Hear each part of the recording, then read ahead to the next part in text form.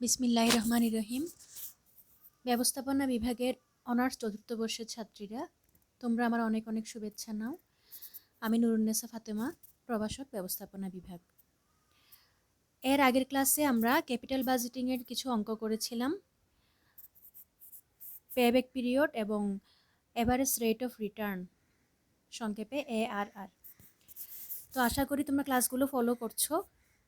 আজ আমরা NPV, IRR এই দুটোর উপর কিছু অঙ্ক করব। প্রথমে একটা প্রবলেম আমরা দেখি, তোমরা লিখে নাও। Shahid company has two projects. The cash flows of each project are given below. Here 0, 1, 2, 3, 4, 5 এখানে 0 বলতে বোঝানো হচ্ছে যেটা ইনিশিয়াল ইনভেস্টমেন্ট। প্রজেক্ট এর ক্যাশ ফ্লোগুলো হচ্ছে প্রথম বছরে 10,000, এরপর 15,000, 12,000, 20,000 এবং 10,000। আর project B 12,000, 10,000, 15,000, 25,000, 9,000 and 500।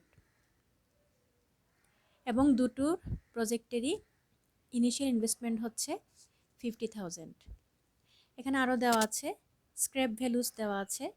Scrap values হচ্ছে 5,000 প্রজেক্ট এর ক্ষেত্রে এবং 2,000 and 500 প্রজেক্ট বি এর ক্ষেত্রে। আরও দেওয়া আছে tax rate. If the tax rate is 40% and discount rate is 12%, which project is acceptable? অর্থাৎ ট্যাক্স রেট বা করের হার হচ্ছে 40% এবং ডিসকাউন্ট রেট হচ্ছে 12%। এখন আমরা কিসের ভিত্তিতে বের করব কোন প্রজেক্টটি অ্যাকসেপ্টেবল? সেটা হচ্ছে এনপিভি বা নেট প্রেজেন্ট ভ্যালুর ভিত্তিতে। আমরা এর আগে আলোচনা করেছি যে ভবিষ্যতে যে প্রত্যাশিত আয়গুলো আছে সেগুলোকে বর্তমান মূল্যে রূপান্তর করতে হয়, নয়তো কোন প্রজেক্টটি কতটুকু রিটার্ন দেবে সেটা বোঝা যায় না, কারণ অর্থের মূল্য সবসময় একরূপ থাকে না। তাই ভবিষ্যতে সম্ভাব্য আয়কে বর্তমান মূল্যে রূপান্তর করতে হয়, এটাই হচ্ছে এনপিভি। এখন আমরা সলিউশনে যাই।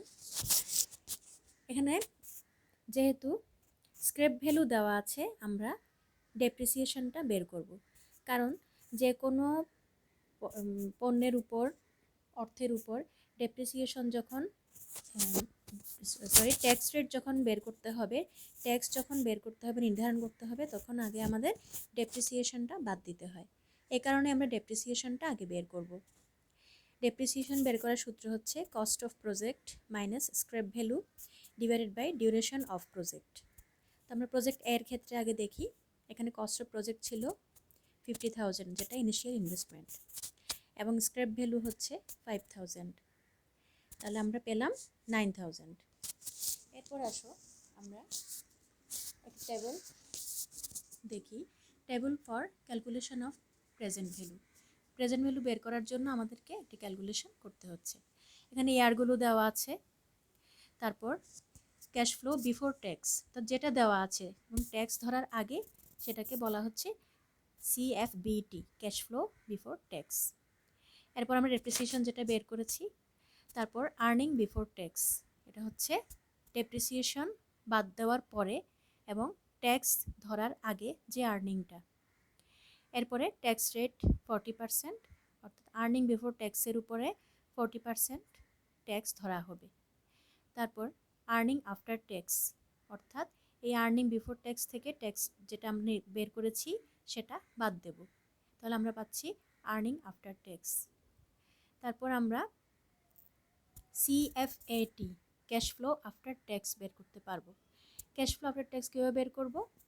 CFBT যেটা আছে, অর্থাৎ CFBT যেটা আছে সেটা থেকে আমরা ট্যাক্সটা বাদ দেব, এই ট্যাক্সটা বাদ দেব। এরপরে পাবো CFAT। এরপরে আমাদেরকে একটা ফ্যাক্টর দেওয়া আছে, অর্থাৎ ডিসকাউন্ট রেট যেটা দেওয়া ছিল প্রশ্নে, ডিসকাউন্ট রেট 12% দেওয়া ছিল, এটাকে বলা হচ্ছে ফ্যাক্টর। এবং এই ফ্যাক্টরটা আমরা কত 12%-এ কত হয় প্রতি বছরের জন্য সেটা পাবো অ্যানুইটি টেবিল থেকে। পরীক্ষার হলে তোমাদেরকে একটা অ্যানুইটি টেবিল সরবরাহ করা হয়, যেখানে বিভিন্ন বছরে বিভিন্ন হারে এই ফ্যাক্টরটা দেওয়া থাকে এবং একটা আমরা পয়েন্টের পর আমরা 3টা ঘর এখান থেকে নেব, যে ডিজিটগুলো থাকবে প্রথম 3টা ডিজিট আমরা নেব। তাহলে প্রথম বছরে দেখা যাচ্ছে আমরা পেয়েছি 0.892, এরপরে 797, 0.797, 0.712, 0.635 অ্যান্ড 0.567। এটা হচ্ছে বিভিন্ন বছরে 12%-এর রেটগুলো। এখন এই সিএফএটি অর্থাৎ ক্যাশ ফ্লো আফটার ট্যাক্সের সাথে আমরা ফ্যাক্টরটা গুণ করব। গুণ করার পরে আমরা প্রেজেন্ট ভ্যালু পাবো। এভাবে আমরা প্রতি বছরের সিএফবিটি থেকে ডেপ্রিসিয়েশন বাদ দিয়ে আর্নিং বিফোর ট্যাক্সটা বের করব, এরপর ট্যাক্স ধরার পরে আর্নিং আফটার ট্যাক্স বের করব এবং সিএফবিটি থেকে আবার ট্যাক্সটা বাদ দিয়ে আমরা সিএফএটি পাবো।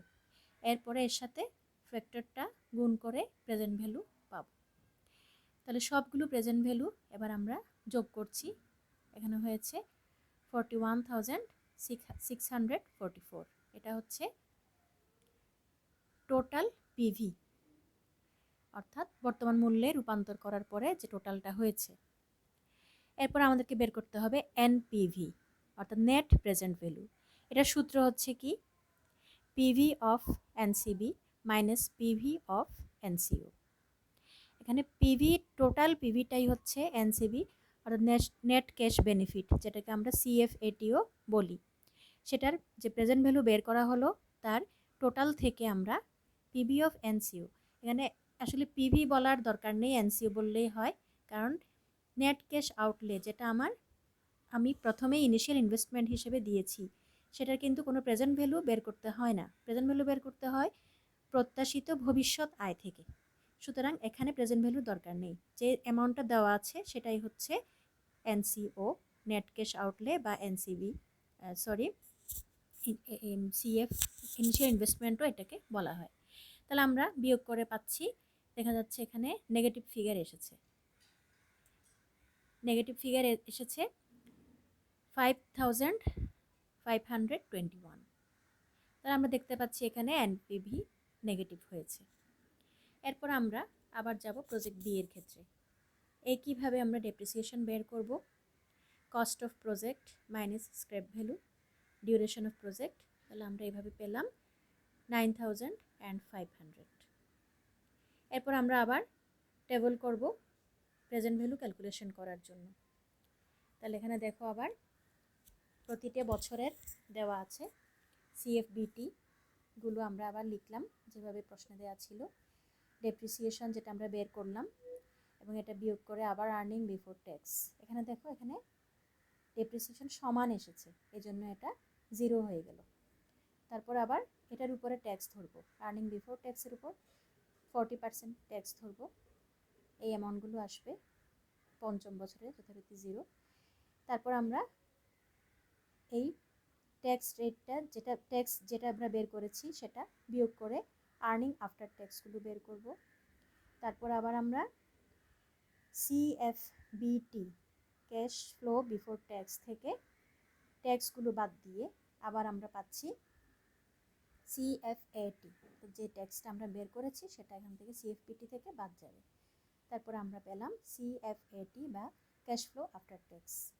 যথারীতি আমরা আবার 12% ফ্যাক্টরে গিয়ে আবার এই ডিজিটগুলো আমরা পাবো এবং সেটা গুণ করে আবার আমরা প্রেজেন্ট ভ্যালু বের করলাম এবং টোটাল অ্যামাউন্টটা দেখো 44,049। এরপর আবার আমরা এনপিভি বের করব।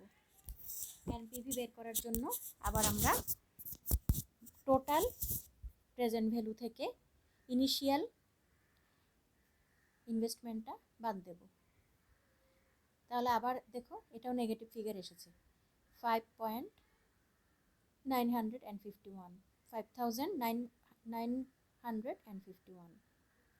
দুটোই আমরা দেখতে পাচ্ছি নেগেটিভ, এনপিভি দুটোরই নেগেটিভ হচ্ছে, ইনিশিয়াল ইনভেস্টমেন্টের চেয়ে এটা কম হচ্ছে। সুতরাং প্রজেক্ট এর ক্ষেত্রেও এনপিভি ইনিশিয়াল ইনভেস্টমেন্টের চেয়ে ছোট, আবার প্রজেক্ট বি এর ক্ষেত্রেও এনপিভি ইনিশিয়াল ইনভেস্টমেন্টের চেয়ে ছোট। তাহলে আমরা এটা বলতে পারি যে company should not accept any project, যে দুটো প্রজেক্ট দেওয়া হয়েছে দুটোরই এনপিভি ইনিশিয়াল ইনভেস্টমেন্টের চেয়ে ছোট, এই কারণে আমরা কোনো প্রজেক্টই গ্রহণ করব না, অর্থাৎ শাহেদ কোম্পানি কোনো প্রজেক্টই গ্রহণ করবে না। এখন আসো IRR, internal rate of return. এখানে দুটি নিয়ম আছে, একটি হচ্ছে অ্যানুইটি ফ্যাক্টর মেথড। এটা হলো যদি অঙ্কে এনপিভি নির্ণয় না করে সরাসরি আইআরআর নির্ণয় করতে হয়, তাহলে অ্যানুইটি ফ্যাক্টর মেথড ব্যবহার করতে হবে। অর্থাৎ এখানে অ্যানুইটি টেবল থেকে যে রেটগুলো আছে সেই রেট, দুটো রেট এখানে ধরা হয়। আইআরআর সূত্রটা হচ্ছে A plus C divided by C minus D into B minus A. এখানে এ হচ্ছে লোয়েস্ট ডিসকাউন্ট রেট, বি হচ্ছে হায়ার ডিসকাউন্ট রেট, সি হলো NPV of lowest discount rate এবং ডি হলো NPV of higher discount rate. এবং trial and error method, এটা হলো যদি অঙ্কে এনপিভি বের করে আইআরআর নির্ণয় করতে হয়, তাহলে ট্রায়াল অ্যান্ড এরর মেথডে করতে হবে। অর্থাৎ মোট কথা আইআরআরে বের করতে হলে আমাদেরকে দুটি ডিসকাউন্ট রেটে বারবার এনপিভিটা বের করতে হয়, একটা হচ্ছে ছোট, একটা হলো বড়। এবং এখানে মূলধন ব্যয়ের হারকে বাটার হার হিসেবে ব্যবহার করে এনপিভি বের করতে হয়।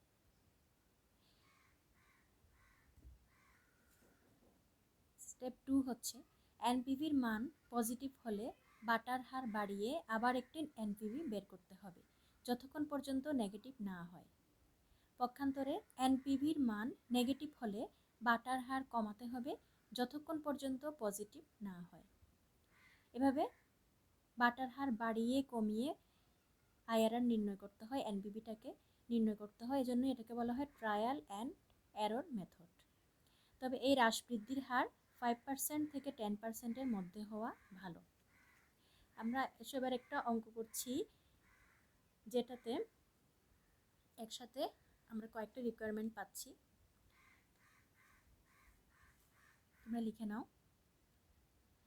From the following data calculate PBP, NPV and IRR for the following projects. তাহলে দেখো, আমরা এর আগে কিন্তু গত ক্লাসে পেব্যাক পিরিয়ড সলিউশন করেছিলাম, সেটা আমরা আজকে আবার করব। এই অঙ্কে আমরা তিনটা রিকোয়ারমেন্ট পাচ্ছি, PBP payback period, NPV net present value এবং IRR internal rate of return. Assume a required rate of 15% and a 50% tax rate. The company has a policy of charging depreciation of straight line method. অর্থাৎ এখানে একটা rate দেওয়া আছে, 15% rate দেওয়া আছে, যেটাকে factor বলা হয়, এবং 50% ট্যাক্স রেট দেওয়া আছে, এবং কোম্পানি স্ট্রেট লাইন মেথড অনুযায়ী ডেপ্রিসিয়েশন নির্ধারণ করে। অর্থাৎ NCO minus salvage value divided by life time, এটা হচ্ছে ডেপ্রিসিয়েশনের স্ট্রেট লাইন মেথড। এরপর যা যা দেওয়া আছে, দুটা প্রজেক্টেরই ইনিশিয়াল আউটলে দেওয়া আছে, একটা হচ্ছে 1 লক্ষ আর একটা হচ্ছে 1,40,000। সেলভেজ ভ্যালু দেওয়া আছে, প্রজেক্ট এর ক্ষেত্রে সেলভেজ ভ্যালু নেই, প্রজেক্ট বি এর ক্ষেত্রে হচ্ছে 20,000। এক্সপেক্টেড লাইফ অর্থাৎ লাইফ টাইম 5 ইয়ার্স, দুটাই 5 ইয়ার্স। এরপরে earning before depreciation and taxes অর্থাৎ সিএফবিটি, এখানে দেখা যাচ্ছে 25,000, 25,000, 20,000, 20,000, 20,000 এবং প্রজেক্ট বি এর ক্ষেত্রে 40,000, 40,000, 30,000, 30,000, 28,000. Which of the project would you select and why? তুমি কোন প্রজেক্টটি বেছে নেবে এবং কেন। এখন আসো আমরা আবার প্রজেক্ট এর ক্ষেত্রে ডেপ্রিসিয়েশনে চলে যাই, ডেপ্রিসিয়েশনটা বের করি। ডেপ্রিসিয়েশনে স্ট্যান্ডার্ড মেথড অনুযায়ী NCO minus salvage value divide by life time. তাহলে আমরা পাচ্ছি 1 লক্ষ ডিভাইড বাই 5, সেলভেজ ভ্যালু যেহেতু দেয়া নেই, এবং 20,000। এখন দেখো এই ডেপ্রিসিয়েশনটা আমরা কেন বের করলাম, আমরা এটা বিয়োগ দিয়ে বাদ দিয়ে ট্যাক্স বের করার জন্য, ট্যাক্স ধরার জন্য। Calculation of cash flows after tax for project A. এখানে দেখো সিএফবিটি অর্থাৎ যেগুলো দেওয়া ছিল প্রশ্নে সেগুলো আমরা সব লিখে ফেললাম। ডেপ্রিসিয়েশন বের করলাম 20,000। তারপর আর্নিং বিফোর ট্যাক্স, ডেপ্রিসিয়েশন যখন আমরা বাদ দিলাম তখন আমরা আর্নিং বিফোর ট্যাক্স পেলাম, এবং এক্ষেত্রে প্রথম এবং দ্বিতীয় বছরে পেলাম, এরপর এগুলো কিন্তু নীল হচ্ছে কারণ এখানে ডেপ্রিসিয়েশনটা সমপরিমাণ। তারপরে এই দুটোর ক্ষেত্রে প্রথম এবং দ্বিতীয় বছরের ক্ষেত্রে আমরা 50% ট্যাক্স ধরলাম, তাহলে আমরা কী পাচ্ছি 2,500। এবার আর্নিং আফটার ট্যাক্স অর্থাৎ সিএফবিটি থেকে আমরা এই ট্যাক্স রেটটা বাদ দিয়ে, ট্যাক্স যেটা বের করলাম সেটা বাদ দিয়ে 2,500 পেলাম। এরপর সিএফএটি অর্থাৎ ক্যাশ ফ্লো বিফোর ট্যাক্স থেকে ট্যাক্সটা আমরা বাদ দিলাম। এর আগে আমরা আর্নিং বিফোর ট্যাক্স থেকে ট্যাক্স বাদ দিয়ে আর্নিং আফটার ট্যাক্স পেয়েছিলাম, এরপর সিএফবিটি থেকে ট্যাক্স বাদ দিয়ে সিএফএটি পেলাম। এবার ডেপ্রিসিয়েশন অফ প্রজেক্ট বি, তাহলে আগের সূত্র অনুযায়ী এখানে আমরা পেলাম 24,000। Calculation of cash flow after tax for project B. এখানে দেখো আগের মতোই সিএফবিটিগুলো লিখলাম, ডেপ্রিসিয়েশন বাদ দিলাম, আর্নিং বিফোর ট্যাক্স এবং ট্যাক্স 50% ধরে এই আর্নিং বিফোর ট্যাক্স থেকে এটা বাদ দিয়ে আর্নিং আফটার ট্যাক্সগুলো পেলাম। এরপর সিএফবিটি থেকে ট্যাক্স বাদ দিয়ে সিএফএটিগুলো পেলাম। এখন আসো একে একে আমরা রিকোয়ারমেন্টে যাই। পিবিপি পেব্যাক পিরিয়ড মনে আছে এই সূত্রটা, গত ক্লাসে আমরা করেছি এ প্লাস সিএফ0। সিএফ0 মানে কি initial investment minus C divide by D. এখানে এ হচ্ছে কি, এ হচ্ছে এখানে একটা কথা, যখন ক্যাশ ফ্লোগুলো আমরা যে পাচ্ছি প্রতি বছর সেটা যদি সমান না হয় তাহলে আমাদেরকে কিউমুলেটিভ ক্যাশ ফ্লো বের করতে হবে, অর্থাৎ ক্রমযোজিত, এক বছরের সাথে পরের বছরটা যুক্ত হয়ে যোগ হয়ে আসবে। তাহলে এ হচ্ছে সেই বছরটি যেখানে cumulative cash flow net cash আউটলের কাছাকাছি হয়, year in which cumulative cash flow is nearer to net cash outlay, অর্থাৎ এনসিওর কাছাকাছি হয়। সি মানে হচ্ছে cumulative cash flow of the year A, year A যেটা আমার কাছাকাছি হবে সেটাকে আমি ইয়ার এ ধরে নিব, এবং সেটার কিউমুলেটিভ ক্যাশ ফ্লো হচ্ছে সি, এবং ডি হলো cash flow of next year of A, এর পরবর্তী বছরে ক্যাশ ফ্লো হলো ডি। তাহলে আমরা চলো আবার ক্যালকুলেশনে চলে যাই। Calculation of cumulative cash flows project এর ক্ষেত্রে, প্রজেক্ট বি এর ক্ষেত্রে। এখানে দেখো 22,500 এটার সাথে দ্বিতীয় বছরে গিয়ে এটা যোগ হয়ে যাবে, যোগ হয়ে কি হলো 45,000। এবার এটার সাথে পরবর্তী 20,000টা যোগ হয়ে হলো 65,000। এভাবে কিউমুলেটিভ ক্যাশ ফ্লোটা শেষে এসে থামলো 1,05,000-এ। এরপর আসো সিএফএটি প্রজেক্ট বি এর ক্ষেত্রে, এবং এখানে একটা ব্যাপার খেয়াল করো, এখানে 26,000 যোগ 20,000, এটার মানে হচ্ছে এটা সেলভেজ ভ্যালু ছিল, সেলভেজ ভ্যালুটাও এখানে যুক্ত হবে প্রজেক্ট বি এর ক্ষেত্রে। তাহলে এগুলো যোগ হয়ে হলো 46,000, 46,000, এবং আগের মতোই কিউমুলেটিভ ক্যাশ ফ্লো বের করতে হবে। এরপর আমরা পেব্যাক পিরিয়ডটা বের করে সূত্রে বসিয়ে দিই, এ প্লাস সিএফ0 মানে minus C divide by D. তাহলে আমরা যেগুলো ভ্যালু যেগুলো পেলাম সেগুলো বসিয়ে দিচ্ছি। এখানে দেখো এখানে ছিল নেট ক্যাশ আউটলেট ছিল 1 লাখ, এখানে দেখো 1 লাখের কাছাকাছি কোনটি? 85,000কে 1 লাখের কাছাকাছি ধরা হয়েছে। কারণ কি, আমরা এখানে কিন্তু 5কেও ধরতে পারতাম, কিন্তু 5কে ধরলে আমরা পরবর্তী বছরের ক্যাশ ফ্লোটা তো আনতে পারতাম না, যেটা ডি। সেই কারণে আমরা এখানে 85,000টাকে ধরে নিয়েছি। তাহলে 4 হলো এখানে এ, এবং এ বছরের কিউমুলেটিভ ক্যাশ ফ্লো হলো সি, অর্থাৎ 85,000, এবং পরবর্তী বছরের ক্যাশ ফ্লো হচ্ছে 20,000, যেটা ডি। তাহলে আমরা এইভাবে পেলাম 4.75 ইয়ার্স। একইভাবে প্রজেক্ট বি এর পেব্যাক পিরিয়ডটাও বের করলাম, যেখানে আমরা পেলাম 4.48 ইয়ার্স, এবং এখানেও সেম 1,40,000-এর কাছাকাছি আমি চতুর্থ বছরটাকে নিয়েছি, 1,18,000কে নিয়েছি। আচ্ছা, তারপর দেখো required to calculation of NPV. আমরা দেখো এইখানে অনেক লেখক কিন্তু 0 ইয়ারের সিএফএটিটা দেন না, আবার অনেক লেখক কিন্তু দিয়েছেন। এখানে যখন 0 বছরের দেয়া হবে তখন কিন্তু এটা নেগেটিভ, এটা ঠিক নেগেটিভ নয়, এটা ব্র্যাকেটের মধ্যে রাখা হয়েছে। এটার মানে হচ্ছে যে ইনিশিয়াল ইনভেস্টমেন্ট যেটা, সেটা কিন্তু কখনো প্রেজেন্ট ভ্যালু বের করতে হয় না, সেজন্যই এটা ব্র্যাকেটে রাখা হয়েছে। তাহলে এরপর আমরা সিএফএটি বাকিগুলো আমরা লিখে ফেললাম, প্রশ্ন দেখে আমরা লিখে ফেলবো। তারপরে একটা ফ্যাক্টর দেওয়া ছিল প্রশ্নে, মনে আছে তোমাদের, 15%। সেই ফ্যাক্টরটা হচ্ছে ডিসকাউন্ট ফ্যাক্টর, এবং এই ফ্যাক্টর অনুযায়ী 5 বছরের আমরা এই ডিজিটগুলো পাচ্ছি, এবং সেটা যথারীতি গুণ করে প্রেজেন্ট ভ্যালু বের করে ফেললাম, এবং টোটাল প্রেজেন্ট ভ্যালু বের করলাম।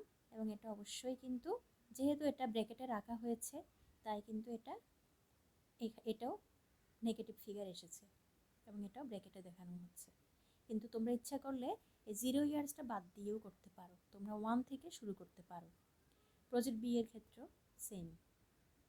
তাহলে আমরা এখানে দুটো সংখ্যা পেলাম।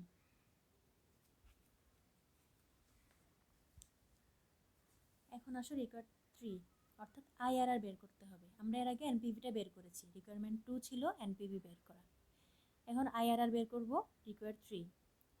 তাহলে এখানে দেখো ডিসকাউন্ট ফ্যাক্টরটা বের করতে হবে। ডিসকাউন্ট ফ্যাক্টরটা আমরা কীভাবে বের করবো? আইআরআর এর ক্ষেত্রে যেটা মূলধনের ব্যয় ছিল, সেটা হচ্ছে initial investment divided by average CFAT. Project এর ক্ষেত্রে ইনিশিয়াল ইনভেস্টমেন্ট হচ্ছে 1 লক্ষ, এবং এভারেজ সিএফএটি মানে কি? Total CFAT divided by life time. তার মানে কি,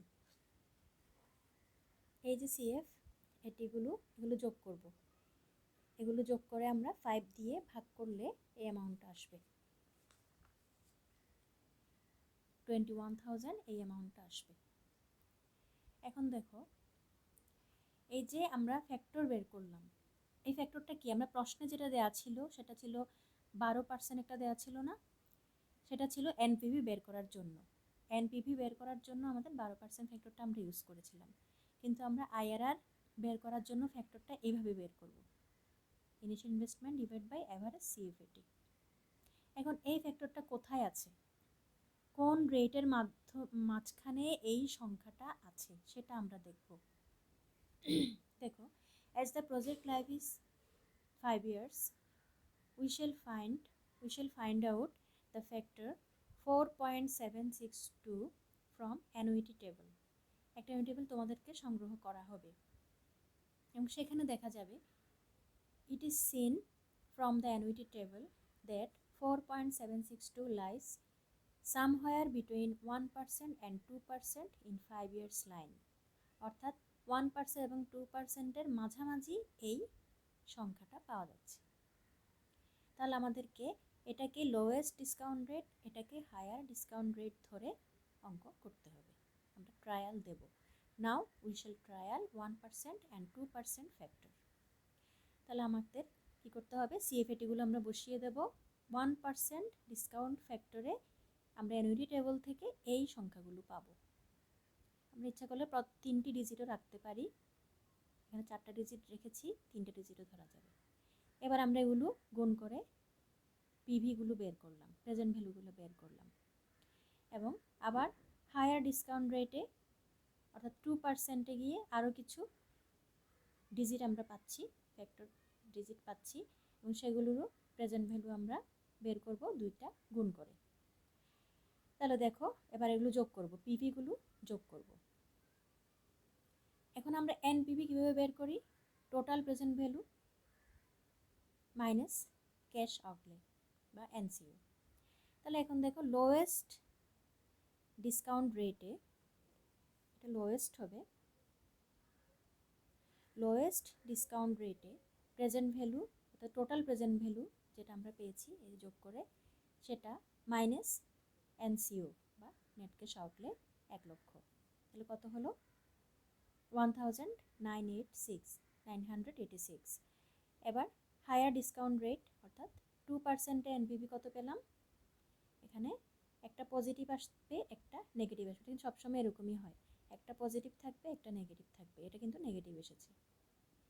এরপরে চলো আমরা এবার এই ফর্মুলায় এই ভ্যালুগুলো ফর্মুলায় বসাই। এখানে এ হচ্ছে লোয়েস্ট ডিসকাউন্ট রেট অর্থাৎ 1%, এবং সি হচ্ছে লোয়েস্ট ডিসকাউন্ট রেটের এনপিভি, এবং ডি হলো হায়ার ডিসকাউন্ট রেটের এনপিভি, এবং বি মাইনাস এ 2% মাইনাস 1%। ক্যালকুলেশন করলাম, ক্যালকুলেশন করে আমরা পেলাম 1.69%। প্রজেক্ট বি এর ক্ষেত্রে আবার আমরা ডিসকাউন্ট ফ্যাক্টর বের করব, initial investment divided by average CFAT, এবং আগের নিয়মে বের করে আমরা এটা পাবো 4.27 পাবো। এবং এখানে দেখব আমরা এই সংখ্যাটা আছে 5% এবং 6%-এর মাঝখানে। As the project life is 5 years, we shall find out the factor 4.27 from annuity table. It is seen that 4.27 lies between 5% and 6%. তাহলে আবার আমরা ট্রায়াল দেব 5%-এ এবং 6%-এ, এবং আমরা আগের মতো আবার পিভি বের করব এবং যোগ করব দুটোর ক্ষেত্রেই, এবং আবার এনপিভি বের করব, total present value minus NCO. 5% রেটে হয় কত এবং 6% রেটে হয় কত, ঠিক আছে? অর্থাৎ এখানে টোটাল প্রেজেন্ট ভ্যালু থেকে এনসিও কত ছিল? 1,40,000, সেটা আমরা বাদ দিয়ে এগুলো পাচ্ছি। এবং দেখা যাচ্ছে দেখো এখানেও কিন্তু একটা পজিটিভ হয়েছে একটা নেগেটিভ হয়েছে। আবার আমরা এই ভ্যালুটা ফর্মুলায় দিলাম এবং আইআরআর পেলাম 5.26%। তার আমরা ডিসিশন কি নিতে পারি? ডিসিশন হচ্ছে আমাদের এনপিভি কিন্তু দুটো নেগেটিভ ফিগার এসেছিল।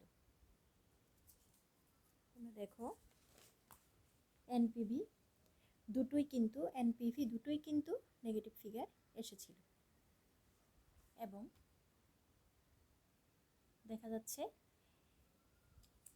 মূলধন ব্যয়ের চেয়ে কিন্তু আইআরআর দুটোই ছোট, 5.26 আবার এখানে 1.69, এবং আমাদের মূলধন ব্যয় ছিল 4.762, তাহলে এর চেয়ে দুটোটাই কিন্তু ছোট। তাহলে আমরা এই সিদ্ধান্তে আসতে পারি according to NPV and IRR method neither of the projects are profitable, they are showing negative result। তাহলে কোনো প্রজেক্টই লাভজনক নয়, আমরা এই সিদ্ধান্তে আসতে পারি। তো তোমরা অঙ্কটা বাসায় সলিউশন করবে, এবং বইয়ে আশা করি বই কিনেছো, বইয়ে এই ধরনের আরও অনেকগুলো অঙ্ক পাবে, এনপিভি আইআরআর যত অঙ্ক আছে তোমরা প্র্যাকটিস করবে, এবং তোমাদের সামনে পরীক্ষার জন্য তোমরা পূর্ববর্তী ক্লাসগুলো আবার রিভিউ করবে। আশা করি তোমরা ভালোভাবে পরীক্ষায় উত্তীর্ণ হবে। ধন্যবাদ।